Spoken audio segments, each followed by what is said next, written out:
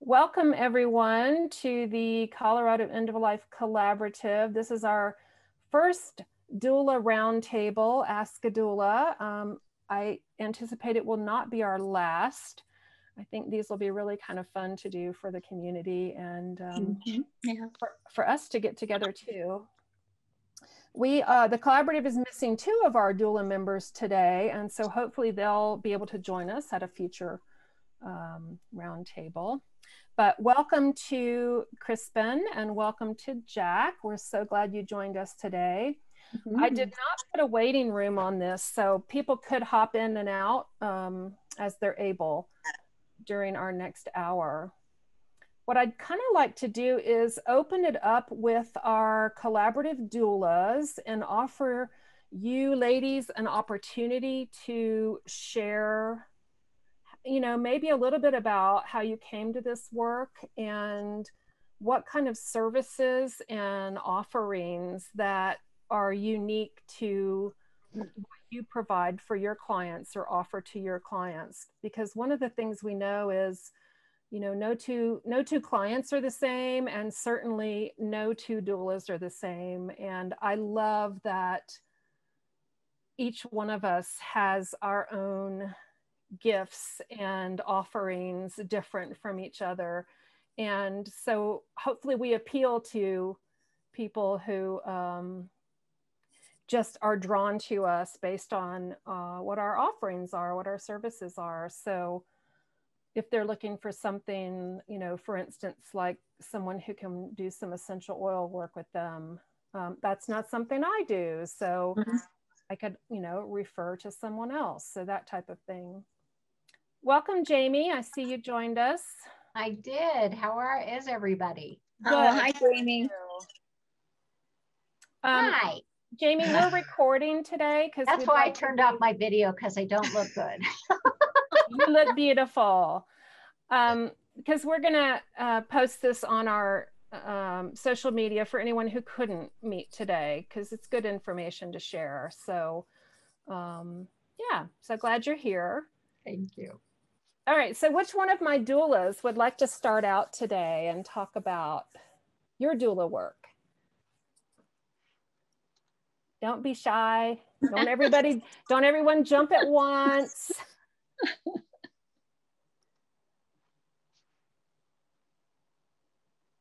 You don't want me to go first. Come on. I'm trying to let the veterans go first for the new kid. Come on, Kerry. I'll just call Kerry out. Come on, Kerry. Oh, I always got called out in class. It's not fair. It's about this. I don't know. Even my cat ran. So what do I feel that I bring to the table or to the bedside that's different? And we kind of discussed the fact that a lot of us feel like we have different go-tos, different strengths. And one of the things that I have found more than magical at the bedside is guided meditation. And I've told, I think, some of the ladies, I had the most amazing experience. I was at Denver Hospice, and there was a woman, a fairly young woman, and she was dying. She had MS, and she had been in enormous pain. But she also, if I've ever seen terror in somebody's eyes, this was it. It was that look of, it just can't get worse, can it? It's not going to get even worse than this, is it? And her sister, I mean, she couldn't talk, but her sister was sitting in one of those wonderful easy chairs by the bed. And I asked the sister if it was okay if I touched the patient. And I asked her if I could, if it would be all right if I tried to ease her panic and pain. And the sister gave me permission. And I started talking about going to the beach. And I started talking about the way the sand feels between your toes. And how we're walking through the sea grasses to find a place, and let's sit down here. This looks good. What do you think? Is this a good place to sit? And I'd say, okay, and let's lie back. It's so beautiful here. And I talked to her about, look at that sky. Have you ever seen such a blue as that? And about how the sun is on our cheeks, and it's not hot because there's a sea breeze, but it's lifting our bangs slightly off of our forehead, and the sound of the seagulls and the sound of the water lapping, and oh my God, who decided that putting orange and pink together on that umbrella was a good idea? But listen to it. I didn't know it was even blowing that hard, but it's rustling, and talking about, oh, a little girl is making a break for it. Her mother caught her.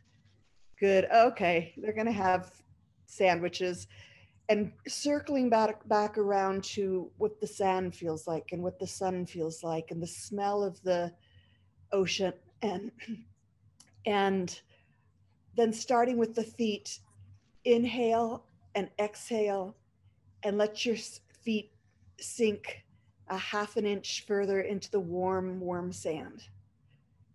And inhale and exhale, and feel your thighs sink another half an inch into the sand. And everything's okay in this world, and everything's as it should be. And circling back around to the sun and the breeze and the smell and the birds and the sky. And inhale and exhale and let your hips sink. And inhale and exhale and let your shoulders sink. And your head, the sand can be trusted to hold your head. Let it go as loose as you can. And I spent probably 45 minutes with her, again, circling back to the peace and the fact that she was being held by the sand, and it was warm, and there was a breeze and the salt and the sounds. And finally I said to her, okay, I've got to go now, but you don't have to go anywhere. You can stay here on this beach forever. Mm-hmm. Never have to go back to that bed. Yeah. And so I finished, and a lot of times I have my eyes closed, so I never know quite what's going on because I'm on the beach with her. And I opened my eyes, and this woman who had been just obviously in a very bad way was just completely fluid in her bed, and her eyes were closed, and she had unclenched all of those clenched muscles. And I looked over at her sister, who went, the sister had gone to the beach too. And I thought, that's good. She probably needed it as much as the patient. And I left the room, and the sister ran after me. And she said, what was that? What was that? What was that? She said, I haven't seen her like this in a year. She said, what was that? And I talked to her, and I said, and you can do it too. You just hone in on those senses, and you just keep repeating. And I said, and let her stay there. And I felt, sometimes you think, oh, I did something right. I did something really right. And that's one of those moments in my work that I felt like I had mattered. So I offer you that as a technique for those of you who haven't tried it. You can take them to the park. You can take them to the peak of a mountain and watch the eagles. You can take them anywhere that you like, anywhere that gets them out of their bed and out of their body. Nice, Kerry. Thank you so much. I think you took us there. I was. Yeah. I'm gonna say I'll go after Kerry since she got us all centered and grounded. Yeah. Thanks, Kerry. Mwah. I'm Valerie. I'll start with how I kind of stumbled upon this. I think I've always been my family end-of-life doula. However, I didn't know that's what that was. I spent 10 years working at a retirement community as the event planner, so all about celebrations. And when I left that job to start our family, I started volunteering for hospice. And so I've been a hospice volunteer now for, oh my gosh, 16 years.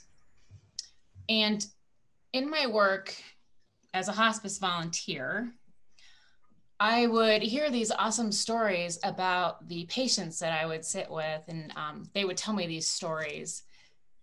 And it just dawned on me that, I don't think their families ever get the full appreciation of these beautiful stories. And there's got to be some other way to celebrate it and capture it.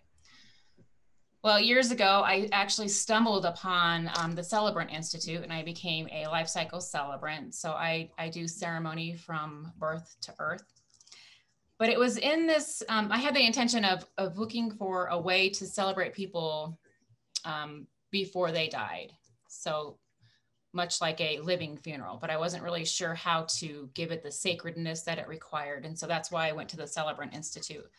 And as I was there at the Celebrant Institute, I took a class. It was healings and transitions. And during that time, in that class, they were talking about doing these wonderful rituals for end of life. And really it was doula work. And they didn't really call it doula work though. It was because we're celebrants. So that's what led me to research doula work. And I thought, what an awesome way to combine and make what I want out of this. I wasn't quite wanting to do memorial services. However, that's what I do now. But this end of life celebration for people, for their families, for them to tell their story. And so a lot of that is legacy work when they tell me their stories at the end of their life, and they're able to capture the highlights and the lowlights that they want to share. So I knew I was onto something with that. And that's really what my passion is. However, when I took the training to become an end-of-life doula, I saw all these other opportunities that I didn't even, really know existed. However, I did have a birth doula when I had my children. So I knew of the concept, and it just sounded so beautiful. And so now, I really love the creativity of legacy work.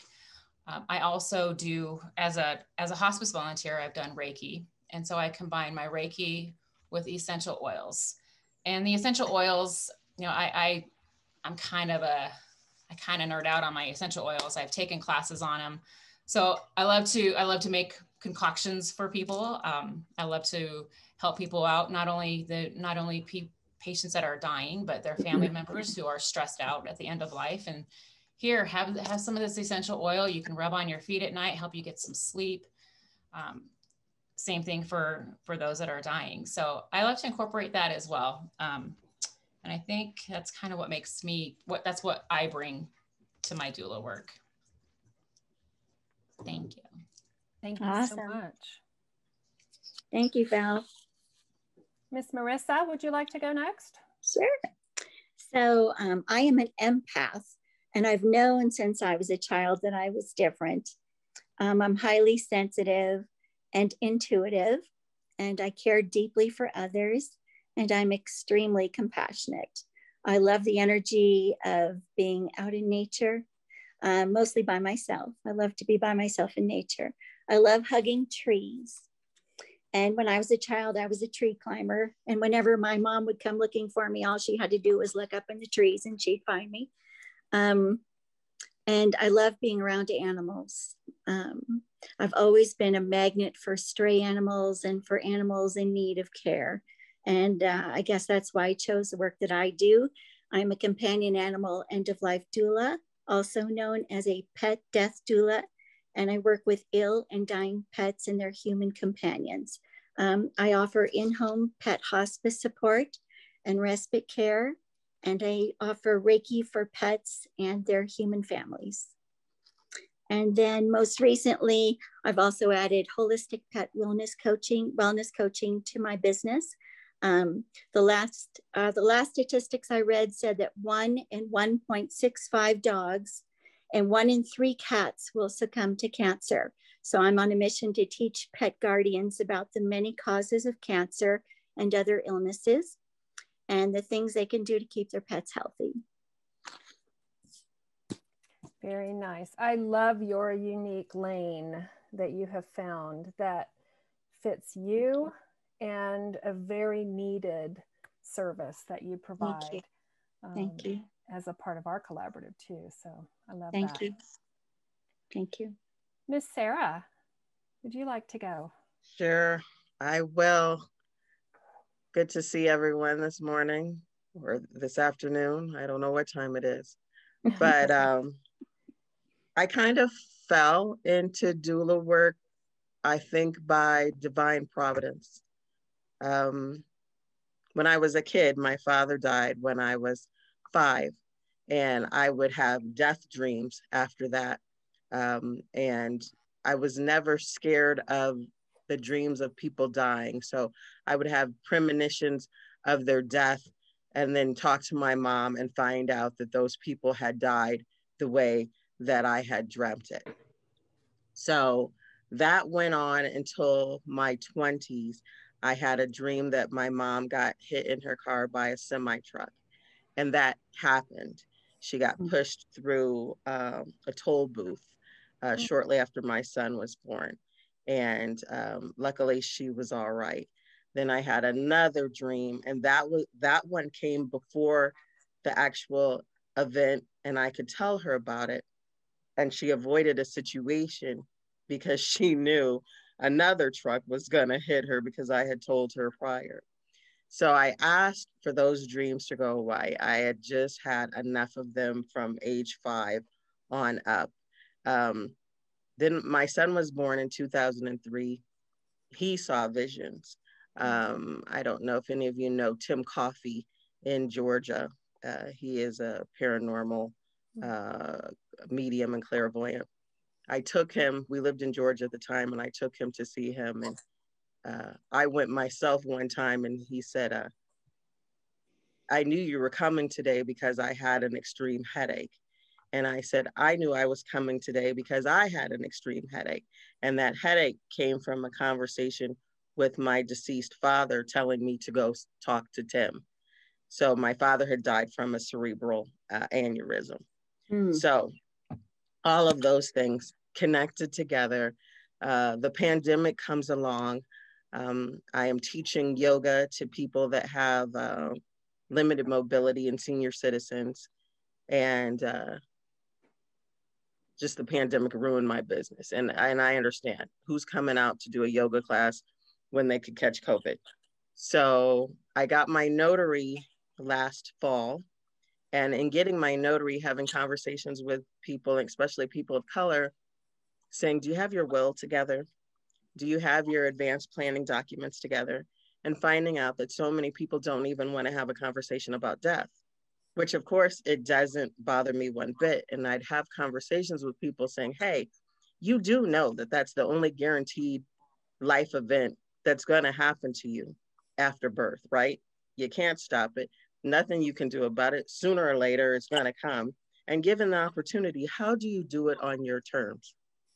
So that's the conversation that I'm having in my community now, to try to open up those lines of communication and tell people, you know, if you don't want someone else speaking for where you'll be and who will take care of you, then get those papers, get those documents in order. And hey, I'm a notary. I can notarize the ones. I can witness the other ones. You know, let's get that together. So combining that with in 2001, I became ordained and started doing weddings in Chicago. Then we moved to Georgia. And then I've done weddings here, even though people could solemnize their own wedding here. It doesn't really take an officiant. So it's kind of a planned process, I think, that the universe has guided me to this. And it kind of just fell into my lap. And I really don't even remember last fall or last summer what I saw. how I got into a conversation about the University of Vermont School of Medicine doula program. And then I started looking at a lot of programs, and I liked that that one was so medically based. So I wanted that program and entered into it. They happened to be having a $200 off sale at the time that I registered. So that was like cool because money's limited during a COVID pandemic. And everything just kind of fell into place. So definitely my focus is advanced planning for Black, Indigenous, people of color, and other underserved communities. And then to be an advocate for people's choices. You know, how do you want to die? What's going to happen to you in the process of dying? Who do you want to take care of you? And things like meditation. I do that being a yoga instructor. I've done essential oils, and there's an oil diffuser on every floor of my house. So something's always smelling like either peppermint or orange or something around here. So those things, along with the ordination, and just to be able to provide people a sense of peace of mind while they're, as I say, in the middle of their own storm. That's what I want to help people with. Mm-hmm. Nice. Beautifully said, everything that you said. And I love your path to getting to how you got where you are to being a doula today. And all of those things come together so nicely to offer lots of services for you. For me, it was, oh, you're welcome. For me, it was, I started hospice volunteering when I was about 30 or 31 after experiencing the death of my grandmother and sitting with her the last few days of her life and being there for her final breath and realizing I was comfortable in the death and dying space and realizing that that's not true for everyone. And so I became a hospice volunteer. And over the years, no matter what my career was, what my job was, I've done a number of different things. I've always done that until a few years ago when I experienced a pretty serious illness, and coming out of that realized I didn't want to do anything I wasn't passionate about. And the thing I had done that brought me the most satisfaction and personal growth and, you know, just feeling that I'm of service to others was sitting at bedside with people who are dying. And so in searching, I discovered the field of end-of-life doulas, which in all my years of being around the end-of-life field had never heard of doulas until a few years ago when I discovered it. And I realized it's me and it's what I was always doing, and we have a name for it. And doing the training allowed me to have some more skills and tools in my toolbox to offer my clients. I'm also an ordained interfaith minister, and I bring that to my work to be able to offer services and prayer and blessing and funeral services if people should choose to have me do that, and memorial services, that type of thing. I do weddings and other things as well that aren't related to end of life. But and then I also got really interested in the return of doing home funerals, because I really think when you have died in your home, and if your plan is to be cremated or have a green burial or an aqua cremation or something else very natural, that it's a very natural thing to funeral in the home as well. And it's what we used to do. I will say that we lost that community care for caring for our dying and our dead loved ones. And I think people, if they knew they could do it, would bring that back.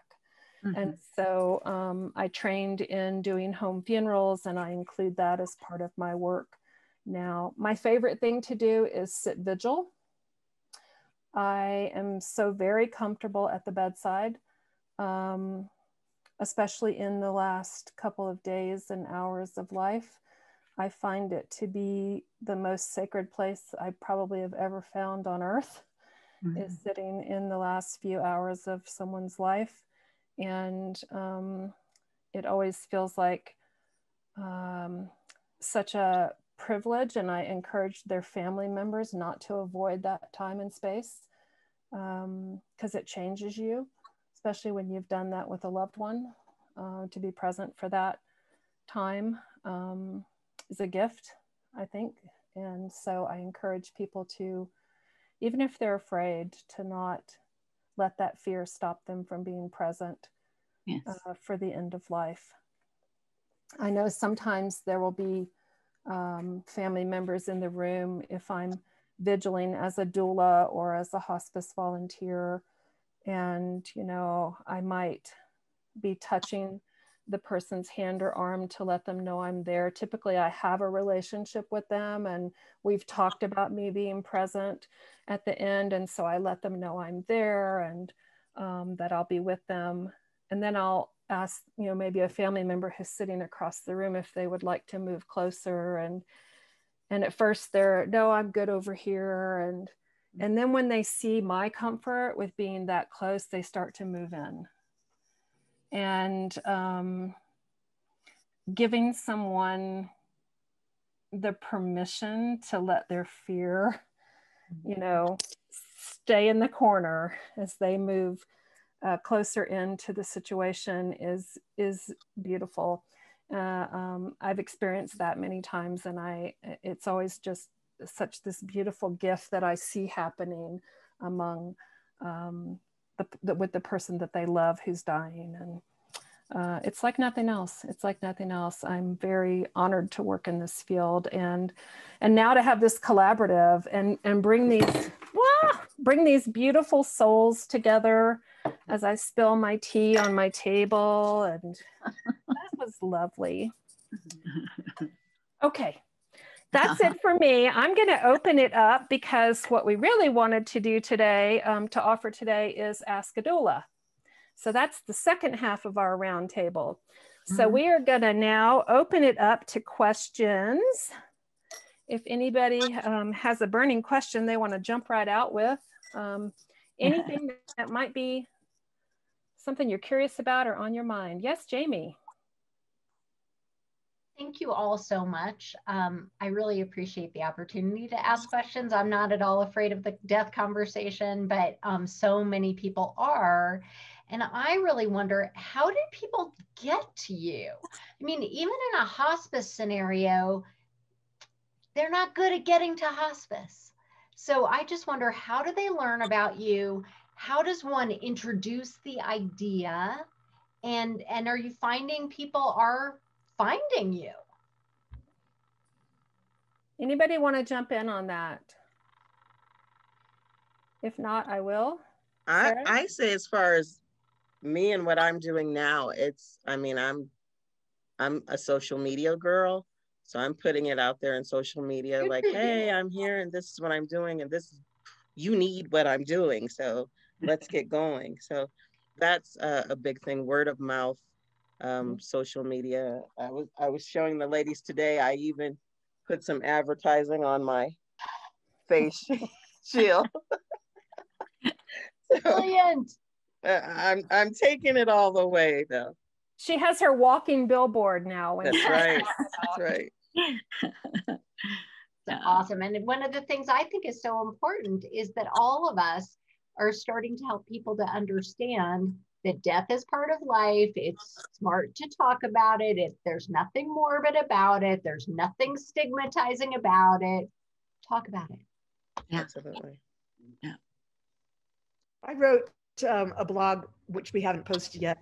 But I wrote about the fact that I think a lot of people buy into the you name it, you claim it concept. And I really think there's a superstition about talking about death. It's not just that the subject makes you uncomfortable, but it's almost like, if you talk about it, it will come. Well, that is true in certain cultures. Hello. Yeah. Black people are big on that. Don't talk about it. Don't say it. Don't look at it. Like it's not going to happen if you don't talk about it. Don't name it. Don't claim it. Exactly. Because the other one is name it and claim it. Exactly. And then all the fruits of God are going to come raining down on you. Exactly. You're going to have that knock on your door that you don't want, and it's going to be the Grim Reaper going, I heard you. You called? I think that even if you're not willing to talk about it, it still sits right here. You're thinking about it. You're just not willing to say that in the world. So in my mind, and I'm sure this is going to make sense to all of you, that that is worse. That's going to draw it to you more. The fear of it, in my mind, is going to draw it to you more. Yeah. Anxiety and stress. Yes. Well, thanks to my mother and my grandmother, I've never been afraid since I was a little girl. I remember going out with my mom and my grandma, and they would go out and they would weed our different loved ones' cemetery, and wherever they were buried. If they were buried in a cemetery, out wherever they were, they would go out and they would weed, and they would talk about the loved one. They would talk about the family events and different things. And to me, death was just always so natural. I guess for me, I was very fortunate that way, that I've never been afraid of it. Right. So I have a question, and it doesn't have, it has to do with being a doula, but it's a little peripheral. So I've done my Reiki 1 training, and I'd like to become more experienced. I'd like to learn more. Is it necessary to train with somebody? Because I'm not a class kind of a person. I'm classy, but I'm not a class person. And go, I would rather do it at home. I'd rather read about it and practice it. Is there some credential that I get by putting down money and going to a class? And if so, how do you figure out which is the right class? And here's the next part of the question. Like if you're in a hospice situation and, they say, are you a Reiki practitioner, which they do at Denver Hospice? What level of practitioner do you have to be in order to say yes? Kerry, I'll take that one. I actually got my certification from Denver Hospice. I think it was Southwest Reiki that went in there. Hold on, I'm looking at that. And I'm only a level 2. And I did the same thing, Valerie. Yeah. And Kerry, I did my Reiki training at Denver Hospice. Did level 1, level 2, and then the instructors for that offered Reiki Master. That, because when at Denver Hospice, it was free. So the volunteers got to do the training for free. And then once a month we'd go and we would practice, etc. And then when they did the Reiki Master, that was a weekend class. It was wonderful. There were 6 of us, and it was great. Unfortunately, Gail is not, who is the instructor, is not going to continue teaching Reiki. So I'm glad you brought the question up, and I jumped in because Valerie, you might know of those who have, and Marisa, you mentioned that you're a Reiki master, and because I'm looking to hone my skills, because I was new at that level, at Reiki Master, and then pandemic, I haven't practiced. I'm a cat, but I haven't practiced, and so it was looking for that group and to have that reinforcement time. Well, let me just add this piece, because I'm taking a class online right now, and there's a woman who's a student in the class with me, and she is a Reiki master. She teaches Reiki, and someone from Denver Hospice just reached out to her and said to her, we're looking for a new teacher because our teacher just left. So there might be a new teacher coming on board at Denver Hospice, for those of you at Denver Hospice. You guys who do Reiki, I've always intuitively done energy work. And I didn't even want to study Reiki because I was afraid I'd get into my head and that it would mess up what I found so so natural and effective. But I may be over that. So I did take the Reiki 1. Do you feel like you need to be credentialed in order to practice Reiki? No. It's not credentialed. No. It's, so Marisa, what's that called when they give you the?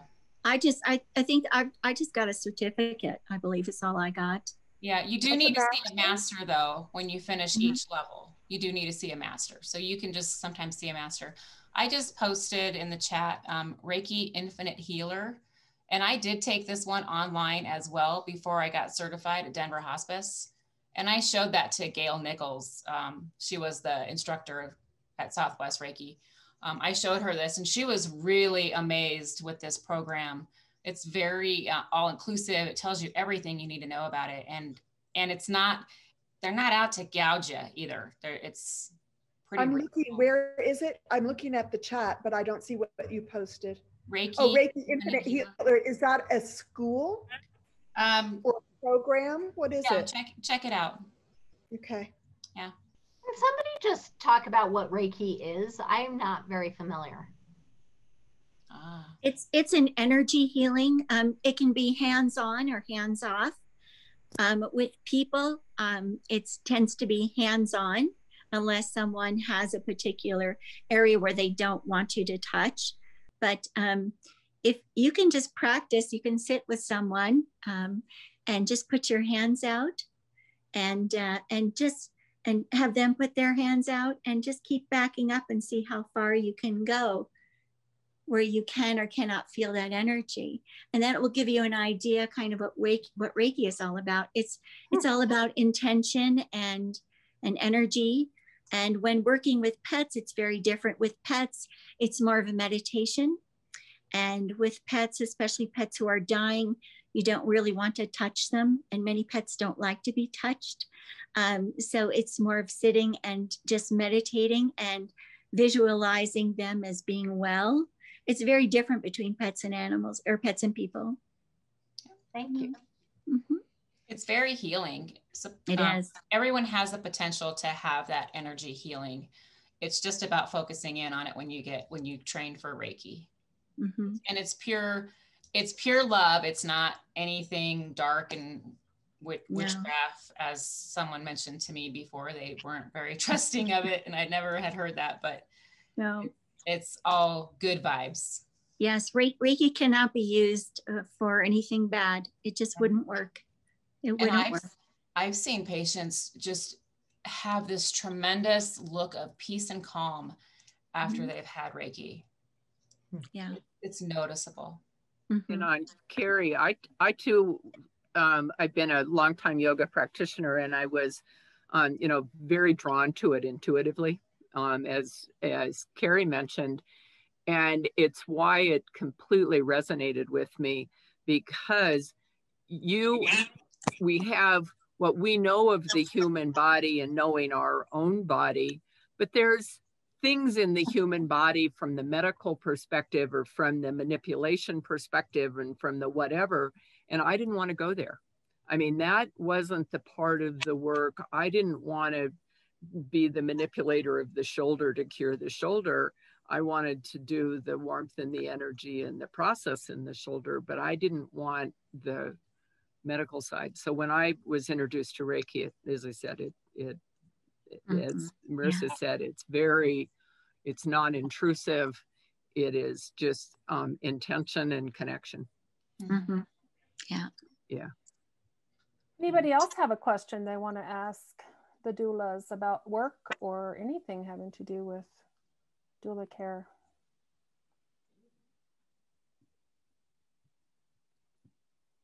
No? I'll just mention quickly one of the things that I've done, kind of in Sarah, listening to what you were talking about, where you were drawn to the advanced care work. I come from a background as a geriatric care manager, predominantly on the financial side. So I had a lot of experience, both personally serving as the power of attorney, or where we're just assisting in the administrative part. So as I looked at what it was that I wanted to be doing, did get certified in advanced care planning, did become a notary so that if I was in community and it made sense in the documents. So that's sort of what I refer to as a beginning time of a transition time. And then I, through my yoga practice and through the Reiki work, was drawn to healing time, which drew me to the grief. And got then certified as a grief yoga instructor. And actually, I mentioned I had to leave to go to a class. I'm doing advanced training in grief yoga starting this afternoon.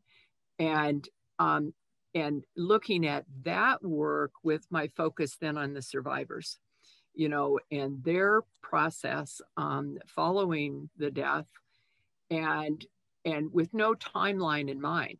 I mean, oftentimes right at the death, people are too raw at that moment to say, oh, by the way, do you want to go to a yoga class?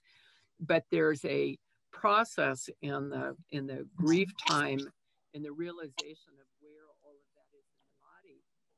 I'm also looking at trauma, where it's a different kind of death.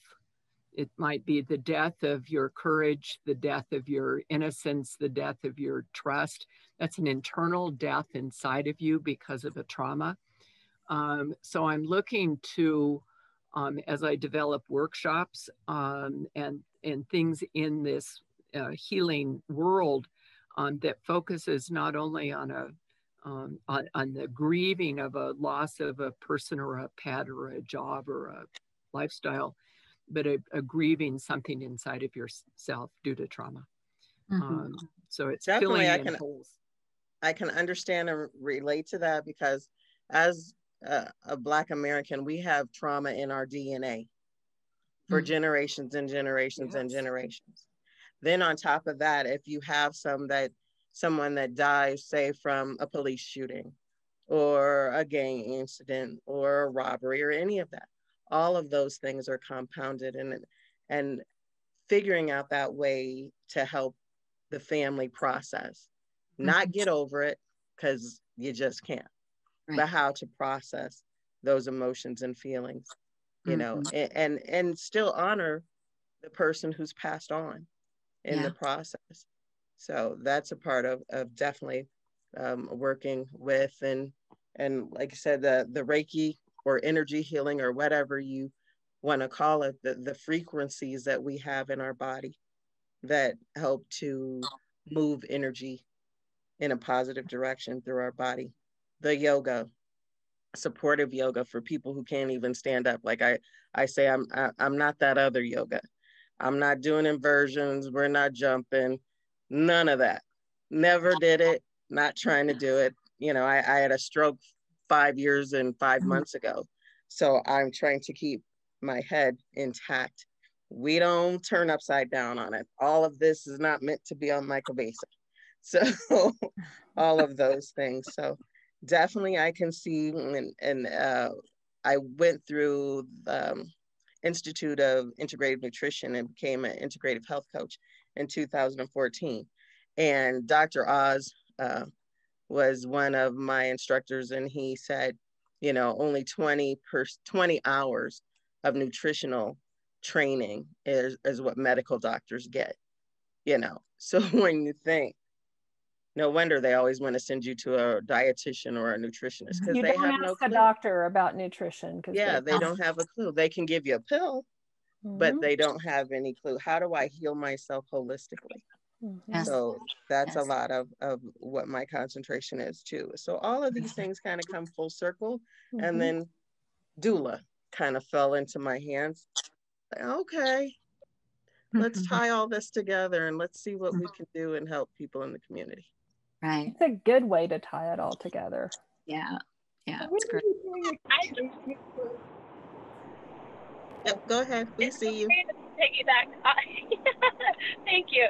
I'm almost out of service possibly too. So I piggyback on that question and ask, like, what are the certification processes, options, paths, etc. to the doulaship? So I'm in a Buddhist chaplaincy program. I'm interested in death and dying work. I'm with Roshi Joan Halifax down in Santa Fe. And, but I also work with the more symbolic, somebody was just mentioning, I'm sorry, I can't see your name, but, you know, the parts of you that die. And I work with that inside of corporate offices when there's mergers and acquisitions, actually, and trying to introduce this idea of dealing with other, you know, other kinds of grief along the way so that it's not all at the end of life. But I am curious about the certification processes specifically. So there, like birth doulas, there is no national registry, certification, anything like that. There are a variety of different training programs throughout the United States. Some really excellent ones and some not so excellent. Some offer their own certification based on what they deem the criteria for being a certified doula within their organization. Some don't offer certifications at all. The training is the training and you go out and get your experience. I think it's also good to keep in mind that the dominant white culture has really lost this care of our own in our community, but that's not true for communities of color oftentimes. And so some of this work is just done naturally. And Sarah, you can speak to this too, just done more naturally in community and family work than, so some people are natural doulas just by virtue of the fact that this is what they do in their families and their community. So who's to say they are trained or shouldn't be certified or whatever the situation is. So I think it's, we appreciate training programs. We don't require any type of certification.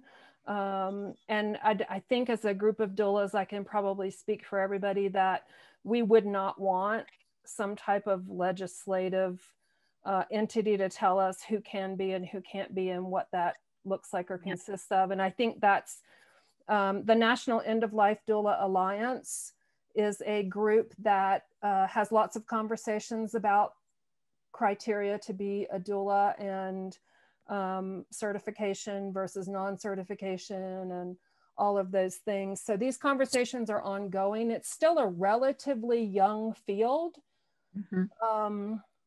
But if you model it after what the birth doulas have done, you know, no one tells them how and who can do their work. So I think that we would appreciate monitoring ourselves as a field rather than having someone else tell us who can and who can't do it. And I also think that doulas kind of picked up where hospice kind of left off, because years ago hospice was not medicalized and nurses could come out and spend time with the dying, and they cannot anymore. My mom is on hospice and she gets about a half an hour a week with her nurse, and a lot of that time the nurse is sitting there typing. She's communicating with the doctor, and so my mom's getting very little one-on-one time. You know, if it wasn't for us kids, you know, there wouldn't be anyone there, especially in the time of COVID. So. And I think any of us doulas who have worked as hospice volunteers or been in the hospice community realize that there is a gap in what hospice can provide people, and doulas fill that gap. Yes. And it is, you know, first and foremost, time. We have the time to spend with our clients, and the connections that we can make in that supportive role, not only to the dying person, but to their caretakers and their loved ones as well. Maybe it used to be filled by hospice, and maybe that is still part of their death with dignity model, but hospice is now majorly run by Medicare law. And so they can only do what they can do to still make sure they're getting reimbursed by Medicare for the services they're providing.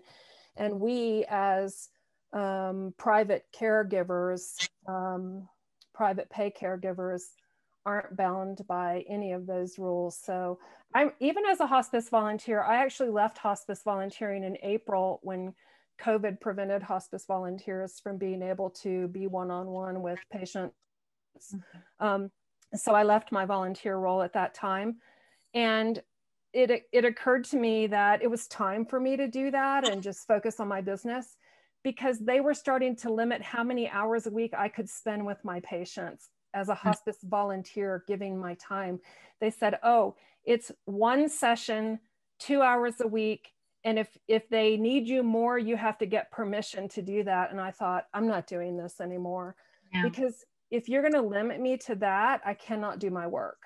Right. I can't, it's impossible. So I'm now just focused 100% on my own practice and the growth of this collaborative. So yeah, it's sad. It's sad how I still greatly appreciate what hospice does, but I also appreciate their hands are tied behind their back. So yes. Yeah. So we've got about 10 more minutes, so I want to keep it open for anyone who has any other questions. Did that bring anything else up for you, Jack?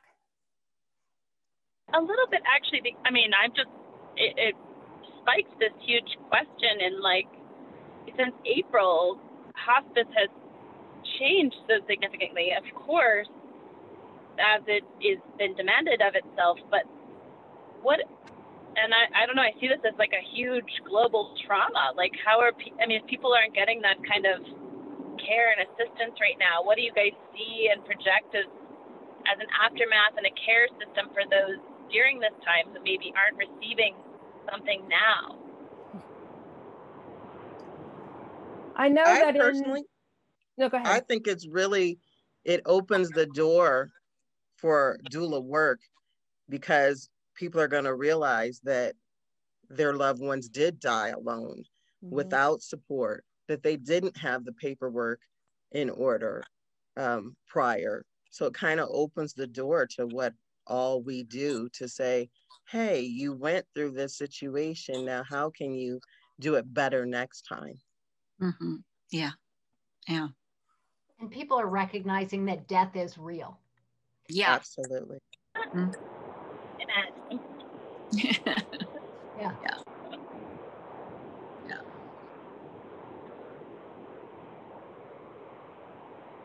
Yeah, I'm deeply saddened by how we've handled death this last year. Of being so afraid of not allowing caregivers and loved ones to be there. We could have done it much better. Yeah. We could have done it much better, and we could be doing it much better even still. We still have assisted living and nursing care centers who will not allow visitation still, even today. And if they have hospice care, they only allow the nurse. They don't allow any of the auxiliary services that they could be getting from hospice, which is chaplaincy and social work and a CNA, that additional care and support. So even today, when we're doing vaccinations and the numbers are improving and people know now how to mask and socially distance and do all of that, there's no reason that we can't improve care, but it's not happening in a lot of areas, unfortunately. Yeah.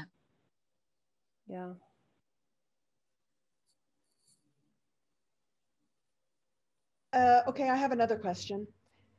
When it comes to advanced care planning, do any of you have some kind of a certification in that? Or is that something that you've studied yourself or taken classes in? I have a certification through Respecting Choices. I did a class, and then my trainer had to observe me. I had to submit 3 cases on my own, and then she had to observe me doing advanced care planning with one. But that isn't, a certification isn't needed, obviously, in order to teach people anymore. It's not needed any more than a certification is needed to attend the dying. If you understand the documents in the state in which you're doing it, you can help people do their advanced care planning. You don't have to have it. My graduate education was in legal studies, so I had that exposure there, but part of the UVM program, we do our own advanced care planning documents. Nice. So that was involved in my doula training. That's good. That's important because I think it empowers you as well. If you can do them and get them done, then you can help others, right? Also, those kinds of things are a great way to get your name out. I've become an instructor for the Aging Mastery program. And I actually teach the advanced directives class. And I'm not asking them to fill things out, but what I'm teaching them how to do is to talk about it and to know what are some important documents, what are some things to think about. And my big push is, okay, you can have these documents, but the documents don't mean very much if you don't talk to the people who are going to be the ones who are advocating for you. Absolutely. And the documents say so very little. And so that's really what I talk about. And that leads to a lot of connection for me in the community. It's led me to be on podcasts, things like that. So I would encourage you to add that to your repertoire, just because it really raises the death topic. Yeah. Jamie, did you say that was the Aging Mastery Program? Yeah, and I've taught it for AARP. I've taught it for Ollie, and they just call me. You know, I have in my 12 years have somehow gotten really a niche of being kind of all things death. And so like the libraries come to me for things, and some of it I think is just what Sarah said, you know, like I put myself out there a lot. And it's really been incredibly helpful to my practice. Definitely. Every time I'm doing a search, I always kind of stumble upon you, Jamie. You out there, you're hitting it.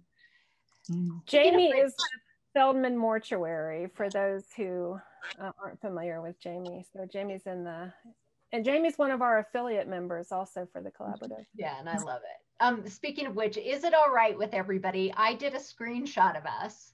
Is it okay if I post it on LinkedIn and I'll tag you all in it, and just to say we had this conversation? Wait a minute, how did I look at the screenshot? Great, you look gorgeous, way better than I look. I turned on the video for it, knowing I didn't want that. Will you post it in the collaborative Facebook group as well? Yes, thank you for reminding me. I will. Thank you. Thank you, Jamie. Thanks, Jamie. Of course. Well, we are 2 minutes to 2, and I want to keep us on time and respect everybody's day. And I so appreciate all of you coming today and sharing yourselves and your work and asking questions and being curious and helping us all learn a little bit more about each other and about this work, which is incredibly valuable to our communities. And so we'll just keep on getting out there and helping people have a better end of life. Absolutely. Thanks to everybody. Yes. Thank you all. Thank you, everyone. Appreciate you being here. Thank you. Bye-bye. Have a good day. Stay safe. Bye. You too. Ciao. Thank you all. Ciao. Thank you, Bye. Jack. Bye. It's so nice to meet everybody. You too. Nice to meet you too. Bye. Bye, Barbara. Bye, Barbara.